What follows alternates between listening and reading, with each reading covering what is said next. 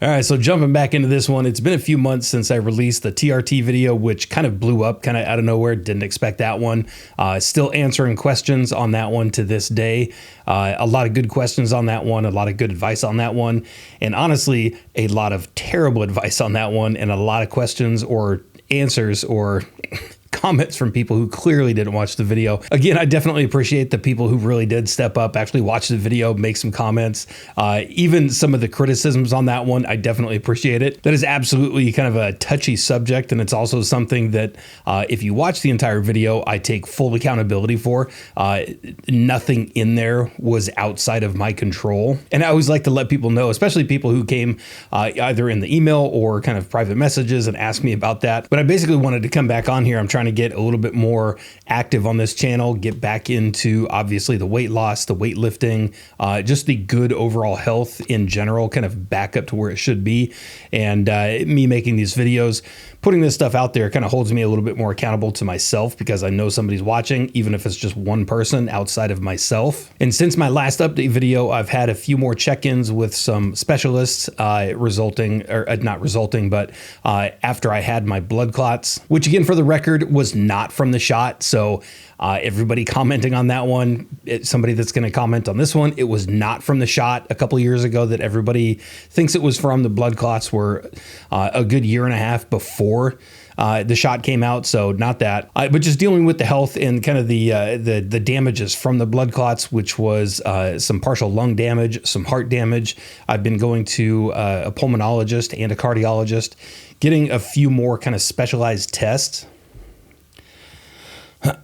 And you can see right there, I'm actually not going to cut the video on that one because that's one of the things that still happens is just even from talking, not really in an animated way because I'm not really animated right now, but talking fast or anything like that. And like I've mentioned in a previous video, even walking up a flight of steps right now, my lungs, my heart basically aren't working at full capacity like they should be, which causes kind of some of me getting out of breath or getting winded way sooner than I should be, even with the extra weight that I've got on right now. And again, that's my main focus right now, is getting this weight back off, because I know that's one of the huge impacts and the huge factors that's really holding me back. Even aside from the health issues, the weight is holding me back so much right now.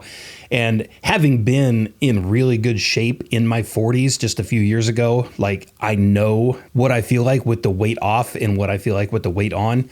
I'm very anxious to get back to that. That's why I'm trying to get out to as many specialists as possible. Like I said, the pulmonologist doing, I don't even know what kind of tests they did, but some of the breathing tests that I've been doing, some of the stress tests on my heart, getting all that stuff done now so that I can figure out like what's wrong, how to fix it, basically to get back to the health that I'm not at right now, basically getting back to the health that I want to. And I'll try to put up some of the numbers. I went to the pulmonologist. Like I said, I did the breathing test, inhales, exhales. I forget what the test is called, but going through and doing all that stuff came back pretty good. I'm still not breathing at 100% like I should be. I don't remember exactly what the results were on that one, but it's still at like 70% of what it should be, which is part of the reason why, like I said, walking a flight of steps, my lungs and my heart are just kind of working harder than they should be for an exercise that easy. So it gets me out of breath and basically worn out like way quicker than it should be. And I want to get away from that because it drives me crazy, because there's still so much I want to do. I'm still relatively young at 48. So getting that test back was a little bit disappointing, just to see it was still so far down from where I thought it would be, especially with the blood clots kind of not 100% going away, but much smaller, and basically getting to the point where I don't want to say non-existent, but very small. Last time I talked to the doctor, I guess they're probably not going to go fully away like some people do. But the good news from going to some of these specialists was the heart stress test that I did probably about a month ago now.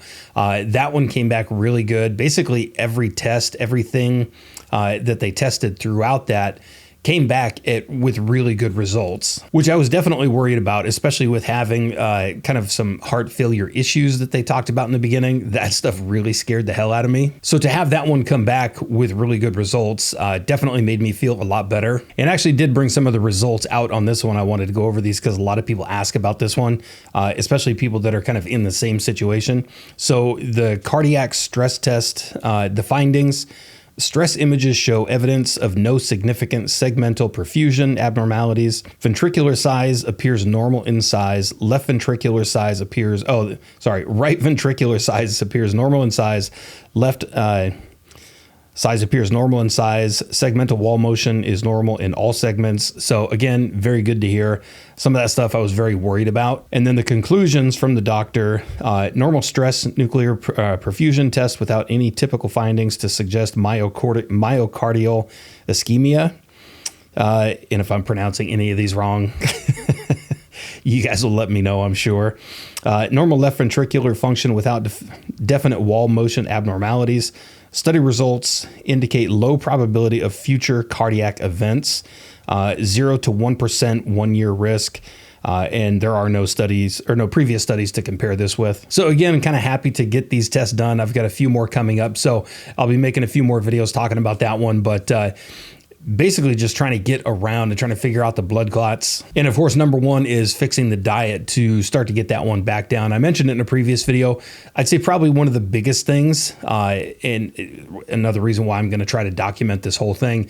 One of the biggest reasons, or one of the biggest things kind of holding me back right now from losing weight, aside from fixing my diet completely, is trying to figure out where I am. Because even when over the past month or two, when I started to kind of weed some stuff out, all the terrible crap that I was eating, even bringing it down to a good caloric level, which, I mean, let's call it 2,000 calories, 1,500 to 2,000 calories. 1,500 I think is pretty low, especially for a guy my size or for a guy in general.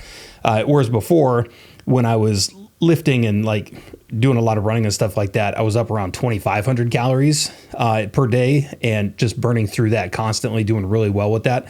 So even moving my calories down to 2,000 level, it was still going up a little bit just because my movement throughout the day was so limited. I honestly just wasn't burning enough calories. So I've got to lower that one down really low, and probably a lot lower than I want to in the beginning. So I'm probably going to be looking at doing something from like 1,000 calories to 1,500 calories, like really putting it down there, removing a lot of the stuff in there that shouldn't be in there. I don't usually do a lot of like sodas, drinks, or anything like that, so my calories aren't coming from that.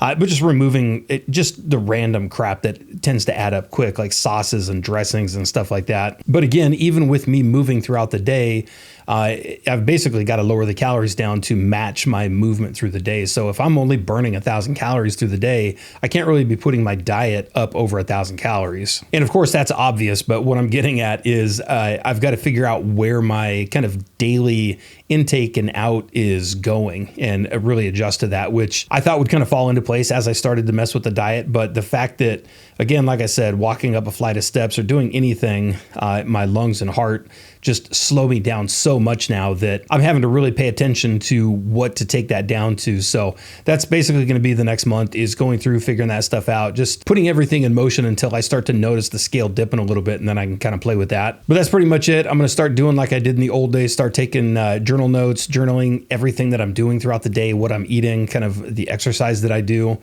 and basically come back here and start to put out a few more videos kind of documenting all of that stuff. And again, as always, if you have anything to say, let me know in the comment section down below. If you've gone through this, or if you know somebody that's gone through this, please let me know what they've done, what they've gone through, because I get a lot of different tips and advice and things that I can look into, which I definitely love to do. And that's pretty much it. We'll see you in the next one.